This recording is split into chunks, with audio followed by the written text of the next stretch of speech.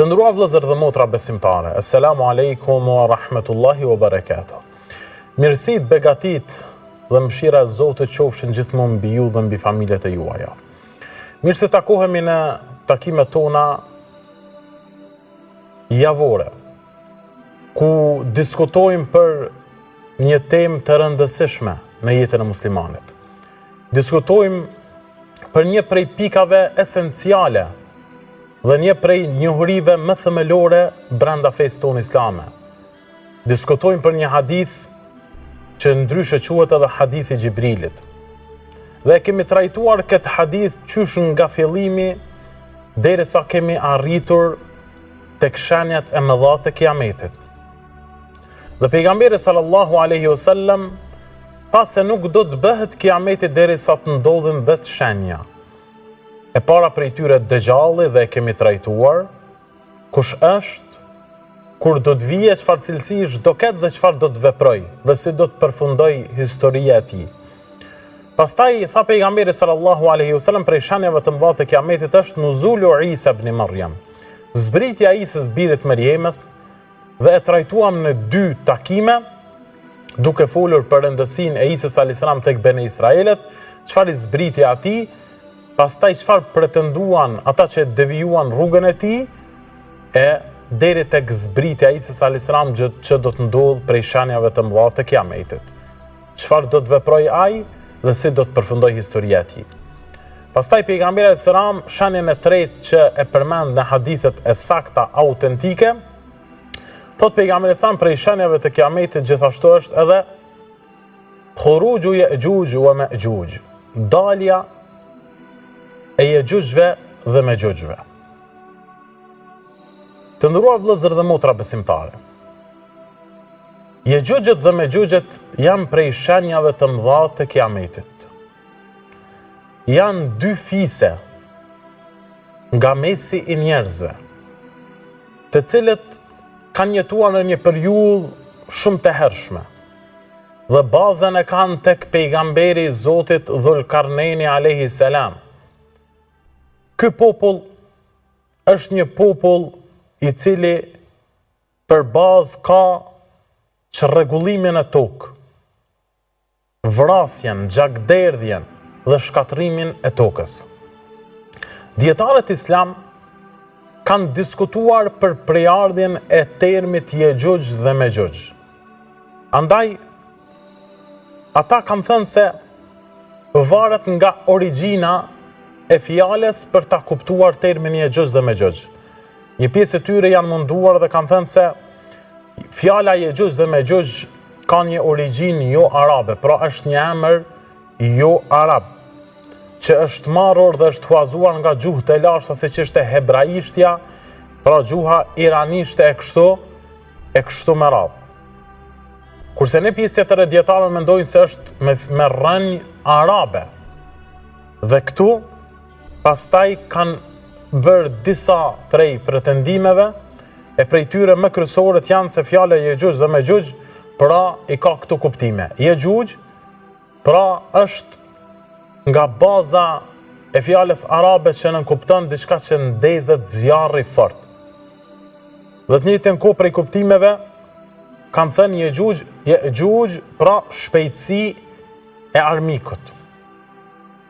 Dhe Ma'juj kanë thënë se është për qëllim uji i kripur shumë, dhe njëra prej kuptimeve të tjera është vështrimi shpejt i njëri tjetrit. Sido që të jetë, të gjitha këto emërtime realisht pra i përkasin cilësive të Ya'jujve dhe Ma'jujve të cilat do t'i mësojmë më vonë. Andaj, dietarët islam janë të mendimit se Ya'jujët dhe Ma'jujët kanë ekzistuar në kohë të mëhershme, sepse këtë e përmend Kur'ani famë madh, pra në tregimin e Dhul-Qarnainit alayhis salam, i cili është përmendur në surën Kahf. Wa Allah azza wa jall thot yes'alunaka an dhil qarnain. Të pyesin ty për Dhul-Qarnainin, qul sa'atlu alaykum minhu dhikra. Thuaj unë do t'ua paraqes tregimin e tij. Andaj, të nderuar vëllezër dhe motra besimtare, Ya'jujët dhe Ma'jujët janë pasardhës të Ademit a.s. në njërën prej mendimeve të dietarëve. Kurse disa të tjerë mendojnë se janë pasardhës të Nuhut a.s. Dhe pjesa dërmuese e tyre mendojnë se janë pasardhësit e Jafethit, njëri prej bijve të Nuhut a.s. nga të cilët kemi thënë se rrjedhin pra sklavët dhe turqit. Për këtë arsye, numri i tyre është shumë i madh dhe janë prej pasardhësve pra të bijve të Nuhut a.s. Sipas Ibn Hajerit, këto fise janë 3 llojesh. Lloji i parë është një grup që kanë trupin dhe madhësinë shumë të madhe, fizionomike dhe fizike. Grupi i dytë janë më të vegjël se sa grupi i parë, dhe grupi i tretë janë grupi që janë më të vegjël por që kanë vesh të mëdhenj. Saqë ka ardhur në transmetime se në një vesh ata pra pushojnë dhe në veshin tjetër e mbulojnë veten e tyre, pra kjo nga aspekti i madhësisë shumë të madhe që kanë veshët e tyre. Baza e historikut e Yejujve dhe Mejujve se thamë është tek Dhulkarnejni a.s. Një prej pejgamberëve të Allahut që ka diskutime në mesin e dietarëve islam se a ka qenë pejgamber i Zotit apo nuk ka qenë pejgamber i Allahut Azza wa Jall, por më saktë është se ka qenë pejgamber i Allahut Subhanahu wa Taala dhe ishte prej sundimtarëve të fuqishëm, ishte prej njerëzve të mençur. Dhulkarnein a.s. ishte prej njerëzve të devotshëm dhe siç dihet mirë kanë qenë 4 udhëheqës që e kanë udhëhequr botën. Prej tyre pra ka qenë Sulejmani a.s. si pejgamber i Allahut Azza wa Jall, ka qenë Nëmrudi në kohën e Ibrahimit a.s., Bukht Nasiri dhe i 4 të thuhet se ka qenë Dhulkarneini a.s. Për këtë arsye, Dhulkarneini siç dihet mirë ka bërë 3 udhëtime të rëndësishme në botë. Udhëtimi i parë ka qenë nga perëndimi, i dyti nga lindja dhe i treti nga veriu, siç e përshkruan Allahu Azza wa Jall në surën Kehf, pra në Kur'anin fa më madh. Andaj udhëtimin e parë e ka bërë nga perëndimi, ku Allahu Azza wa Jall përshkruan se ka udhëtuar deri në fund, pra ku është perëndimi i diellit. Wajada indaha qauma. Atje e ka gjetur një popull i cili nuk e ka besuar Allahun Subhanahu wa Taala. Dhe Dhulkarneini është gjendur në mes të 2 metodave, ose t'i luftoj ata për shkak të mosbesimit të tyre, ose t'i thras me butësinë e Islam, dhe Dhulkarneini e ka zgjedhur pra metodën e dytë që t'i thras me butësinë e Islam. Dhe pastaj pra një pjesë kanë besuar. Pastaj pas kësaj ka vazhduar udhëtimin e tij për në lindje, ku edhe atje ka arritur deri tek cepi i fundit i lindjes dhe atje ka gjetur njerëz të cilët nuk kanë qenë, pra nuk kanë pasur ndërtesa, dhe ka qenë çdo gjë pra e pambrojtur nga ana e rrezave të diellit, pra nuk ka pasur as pemë. Këtë lloj të popullit e ka gjetur dhe atje ka vepruar me veprime sikurse në perëndim.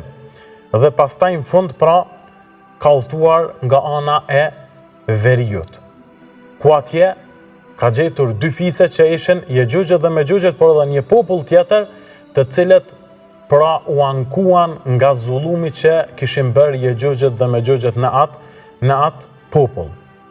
Për këtë arsye, atje kishin bërë gjakderdhje, kishin bërë vrasje të ndryshme dhe ata i kërkuan Dhulkarneinit a.s. në mënyrë që të bëjë një pengesë në mes tyre dhe Yejujëve dhe Mejujëve. Andaj ata i thanë se ne do të paguajmë vetëm që ti t'jesh ndërmjetësues dhe të bësh pengesë mes neve dhe tyre, sepse janë popull zullumçar. Për këtë arsye, Dhulkarneini a.s. ishte i devotshëm dhe nuk pranoi ndonjë pagesë të veçantë, por Dhulkarneini a.s. tha: Atuni zubar al-hadid, tha më sjellni mua hekur dhe bakër të ndryshëm, pra në mënyrë që të filloj dhe të ndërtoj një muri që do t'jetë muri i hekurt dhe do të jetë pengesë mes juve dhe Mexhoxhëve dhe ata nuk do të kenë mundësi të depërtimit. Andaj Yecjuj dhe Mexhoxh jetojnë pra ishin dy male të mëdha dhe Dhulkarnein alayhis salam morë vendimin që ta ndërtojnë një muri pra në mes të këtyre dy maleve të mëdha në mënyrë që Yecjuj dhe Mexhoxhët mos të depërtojnë dhe të bëjnë shkatrimin e tokë. Hatta idha sawa bayna as-sadfayn qala infukhu hatta idha ra'ahu naran qala atuni ufrigh alayhi qitra.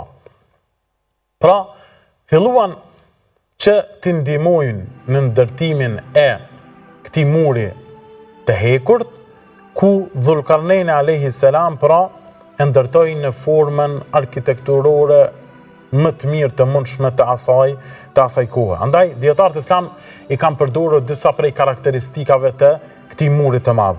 E para, përdorimi i materialeve.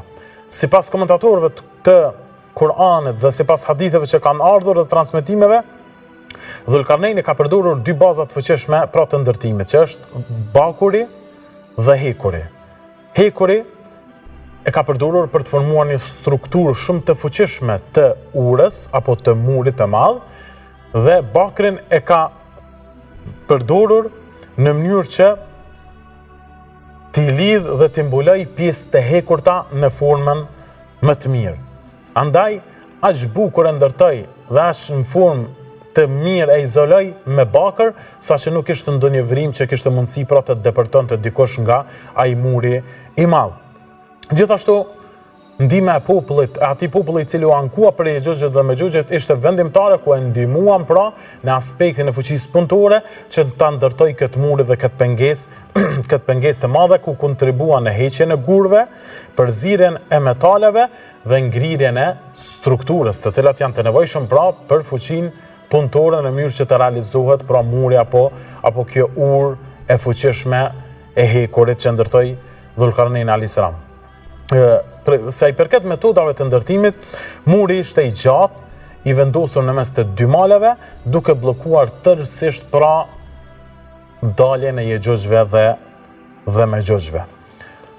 Për këtë arsye, dietarët islam dhe një pjesë e madhe njerëzve kanë diskutuar se ku është ky muri i ndërtuar nga Dhulkarnein alayhis salam.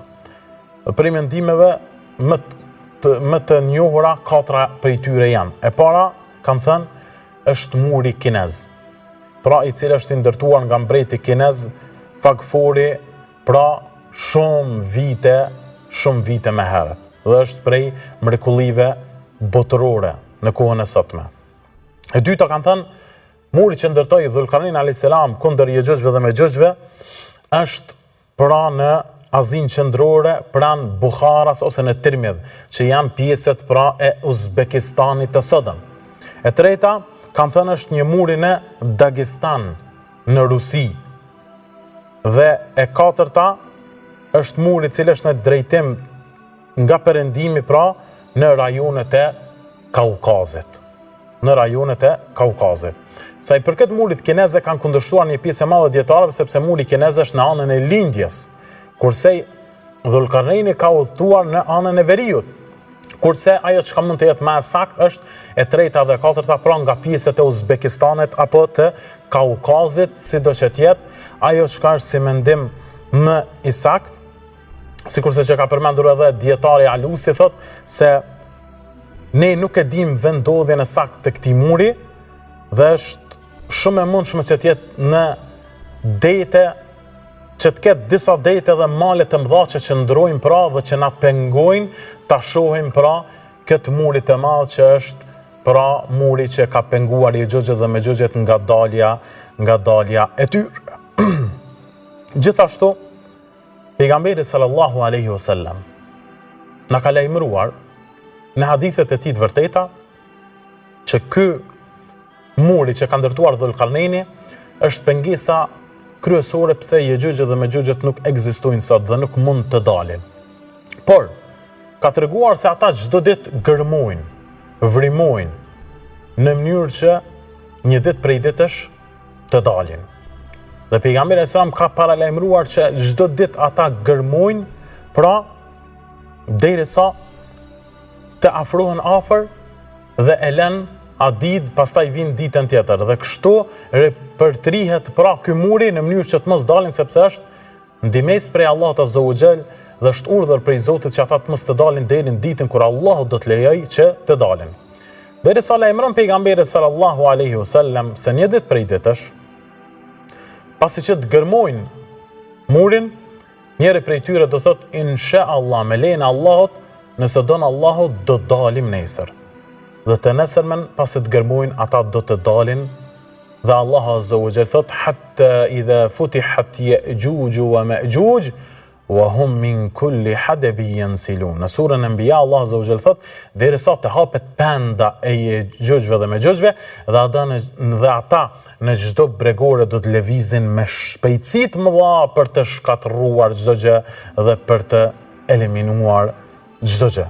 Andaj, sipas disa dietarëve, ky hadith është i dobët, por një pjesë e madhe e dietarëve kanë saksuar këtë hadith dhe kjo tregon se do të jetë një vrim ku përmes saj, pasi që ta shpojnë atë dhe të depërtojnë, do të largohen dhe do të dalin pra nga muri i madh dhe do të lëvizin me shpejtësi të madhe për shkatëruar njerëzit në përgjithësi. Andaj, ky hadith pra përmend 3 gjëra shumë të rëndësishme. E para, kur nuk ndodh të ju shkojnë ndërmend këtyre fiseve që duhet vazhdojnë punën gjatë gjithë ditës, sepse ata ndërprejnë punën pra në një pjesë të caktuar. Ata janë një numër kaq të madh saqë ata lehtë mund të delegoj punën në mesin e tyre dhe të punojnë me ndrrime. Mirë po, Allahu nuk ka lejuar që kjo të ndodhë, sepse e ndajnë punën në gjysmë, e ndalojnë punën e tyre dhe pastaj kthehen në vendin e tyre. Gjithashtu, prej gjërave të tjera që është e rëndësishme është se në këtë hadith ata nuk e kalojnë nga mali ose t'i vejnë shkallët në mur, gjë që ata mund ta kishin bërë prej numrit të madh që kanë ose pajisjeve të cilat mund të jenë ekzistente të këta, mirë pa Allahu nuk toleron. Dhe e treta, pra ka mundësi ndoshta të thotë dikush insha Allah, por Allahu ka urdhëruar që të thot vetëm në ditën kur Allahu dëshiron dhe pastaj ata dalin dhe do të jetë prej shenjave të kiametit. Sa i përket pamjes së Ya'jujve dhe Ma'jujve, ka transmetime të ndryshme nga dietarët e mëdhenj islam. Mirë po, disa prej transmetimeve sugjerojnë që ato janë 3. E para, disa janë aq të madh saqë mund të arrijë pra gjatësia e tyre në 36 metra. E disa të tjerë thonë se gjatësia është më e shkurtër, e disa të tjerë thonë se pra kanë vesh të mëdhenj, se që kemi përshkruar edhe më herët, pra që me njërin pushojnë dhe në mbite dhe me tjetrin e mbulojnë vetveten e tyre.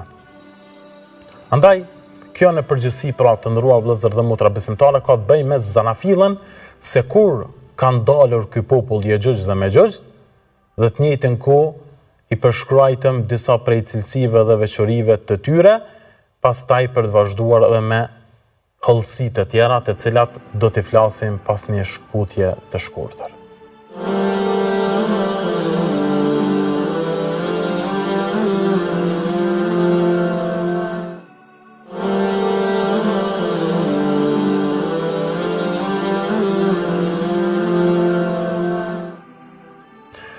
Bismillahirrahmanirrahim. Me emrin e Allahut mëshiruesit mëshirbërësit. Të nderuar vëllezër dhe motra besimtare, vazhdojmë tematikën tonë të cilën jemi duke e elaboruar dhe që është një tematikë shumë e rëndësishme. Njëra prej shenjave të mëdha të kiametit para se të shkatërrohet kjo dynja është edhe dalja e Ya'jujve dhe Ma'jujve. 2 fise të cilat janë të izoluar për momentin, por do të vijë dita kur do të lejohen me lejen e Allahut që të dalin dhe Allahu Azza wa Jall tha, derisa të dalin Ya'jujët dhe Ma'jujët, e pastaj lëvizin nga çdo bregore me shpejtësi për të shkatëruar çdo gjë që kanë para tyre. Dhe në këtë ajet kuranor, në surën Anbiya, Ibn Kathir thotë ky ajet tregon qartë se shkatërrimi që do të shkatërrojnë ata në mesin e njerëzve dhe në tokë do të jetë shumë masiv. Dhe nuk mund të ndalen përveç se me lejen e Allahut subhanahu wa ta'ala. sipas disa transmetimeve, thuhet se pjesa e parë që do të shkoj dhe do ta shon ndonjë lum apo liçen, do të pi nga ai liçen dhe do të shterret. Dhe kur vjen pjesa tjetër, pas tyre do thot sikur në këtë vend s'pas ka pas ujë kurr. Aq pra janë të fuqishëm, aq është numri i madh i tyre, saqë nuk do të lënë edhe lumejnë pra në ato pjesë, sepse do t'i pinë ato për shkak të madhësisë së madhe që kanë ata. Andaj në periudhën kur do dalin ata, Isa a.s. vetëse ka zbritur. Dhe kemi thënë se Isa a.s. është falur pas Imam Mehdiut. Pra do të falet pas Imam Mehdiut. Dhe do të jetë sipas ligjit të Muhammed Mustafa sallallahu alaihi wasallam.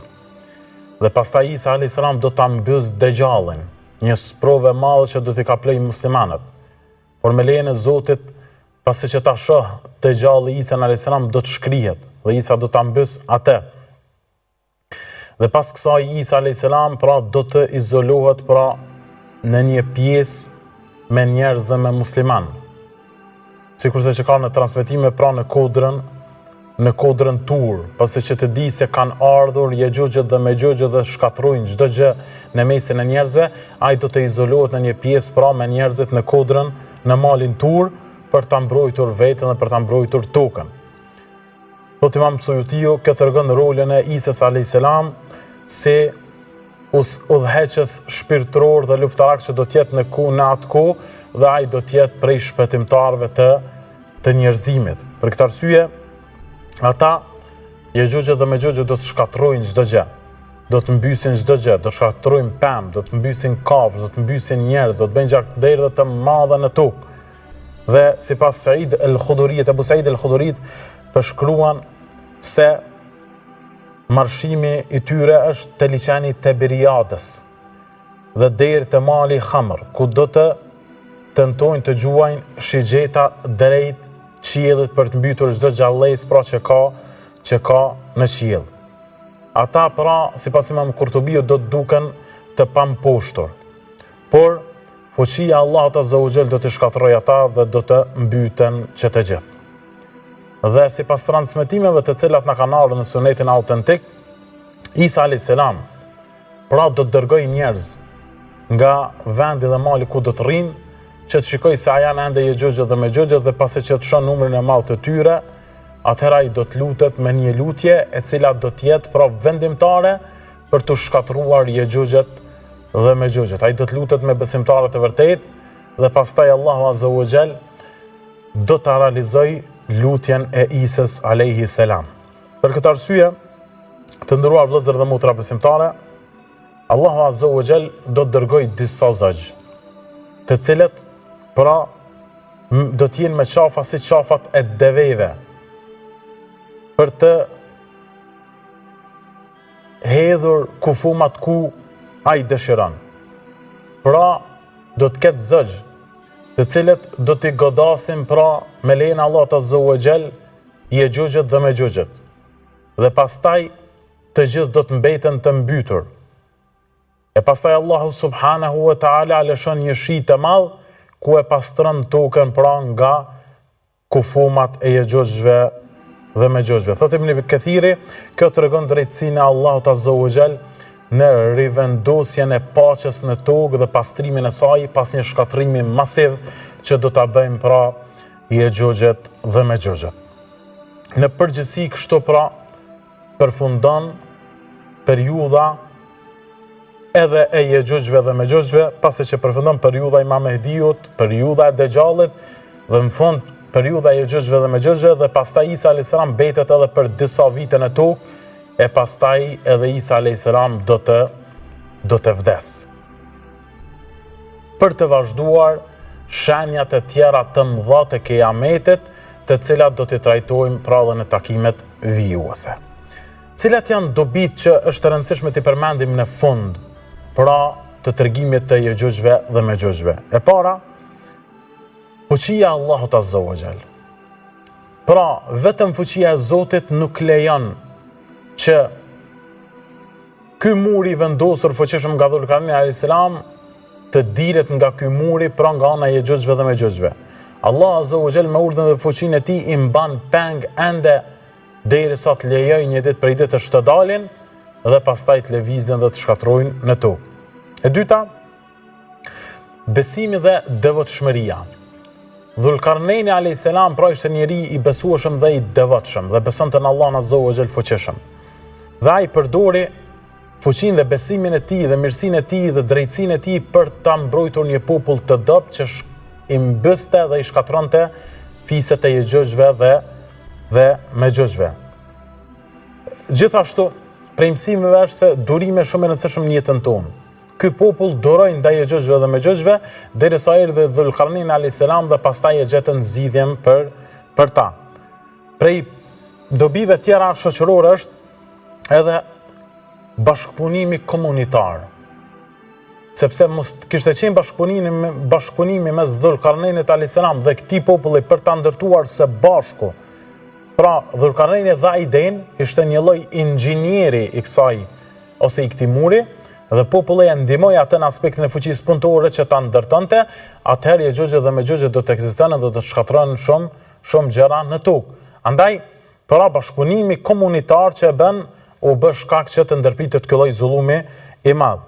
Prej mësimeve historike është rëndësia pra e dijes dhe planifikimit. Dija të cilën e përdori Dhulkarnaini a.s., inxhinieria që përdori dhe planifikimi që bëri të ndërtimit të këtij muri është me të vërtetë shumë për të entuziazmuar, pra sepse edhe sot njëra prej ose urat më të mëdha që ndërtohen nga qeliku dhe prej mureve të mëdha që ndërtohen dhe ndërtimeve që ndërtohen, pra që janë më të vërtetë mbretërense në aspektin arkitekturor dhe inxhinierik, kanë të bëjnë pra me aspektin e qelikut. Andaj është mësim i vërtet pra për arkitekturën dhe inxhinierin historia e Dhulkarnainit alayhi salam. Në përgjithësi pra dhe mësimi i fundit është se Yexhugjët dhe Mexhugjët na mësojnë dhe na përgatisin se shenjat e Kiametit pra janë afër dhe ato janë sqaruesi më i madh se kjo botë dhe kjo gjësi do të shkatërrohet. Andaj kurdo që të vijnë këto shenja, muslimani duhet të përgatitet fuqishëm me besimin e tij, me imanin e tij, të përgatitet fuqishëm ndaj përballjes me provat të mëdha që do të vinë, para se të takojë Allahun subhanahu wa taala. Për këtë arsye, Imam Alusi thot, ngjarjet e Yexhugjve dhe Mexhugjve tregojnë fuqinë absolute të Allahut Azza wa Jall dhe rolin e udhëhecit Isës alayhi salam, si dhe obligimin e muslimanëve për të mbështetur në Allahun Azza wa Jall e jo në fuqinë njerëzore. Pra kjo është sipas kështu e përmbledh Imam Alusi tregimin e Yexhugjve dhe Mexhugjve. Pastaj të nderuar vëllezër dhe motra besimtare, mbeten pra edhe disa prej shenjave të Kiametit që kështu pastaj edhe të përfundoj edhe seria e hadithit të Xhibrilit, ku përfundon me shenjat e Kiametit dhe përfundon edhe takimi i Muhamedit sallallahu alaihi wasallam me Xhibrilin. Andaj deri në trajtimin edhe të shenjave të fundit pra të Kiametit dhe në esencë edhe përfundimin e kësaj serie, e lutim Zotin që Allahu na mëshiroj me mëshirën e tij të pakufishme. E lutim Allahun subhanahu wa taala që Allahu të na mbajë stabil në rrugën e tij. E lutim Allahun fuqiplot që të jemi përgjegjës, të jemi model për fëmijët tanë në një periudhë kur mungon modeli, në një periudhë kur jemi futur në sprova të mëdha të zhvillimit teknologjik, në një periudhë kur jemi futur në sprova të mëdha të zhvillimit të rrjeteve sociale, të cilat janë duke ndikuar negativisht pra në edukimin e fëmijëve tanë dhe në përgjithësi në edukimin njerëzor. Andaj është mëse e domosdoshme që t'i kthehemi Allahut Azza wa Jall. Është mëse e domosdoshme që të dëgjojmë ligjërata pra të përditshme për t'ju kthyer Allahu subhanahu wa taala, sepse edhe në këto ligjërata, edhe në këto trajtime gjejmë diç prej përfitimeve të cilat mund t'i marrim në kohën bashkëkohore në cilën neve po jetojmë sot, e që është një kohë e vështirë, Pra është mes prova të shumta ku njeriu dhe muslimani mund të devijojë pra nga çasti në çast, nga momenti në moment, andaj është e domosdoshme që të jemi afër njëri tjetrit, të bëjmë sqarime të hollësishme në rreth dinit Allahut subhanahu wa taala për të mbetur stabil në fenë e tij. Andaj deri në takimet tona të radhës, elusim Allahun për permisim dhe elusim Allahun për stabilitet në fenë tonë. أقول قولي هذا وسمعتم واستغفر الله لي ولكم سبحانك اللهم وبحمدك أشهد أن لا إله إلا أنت أستغفرك وأتوب إليك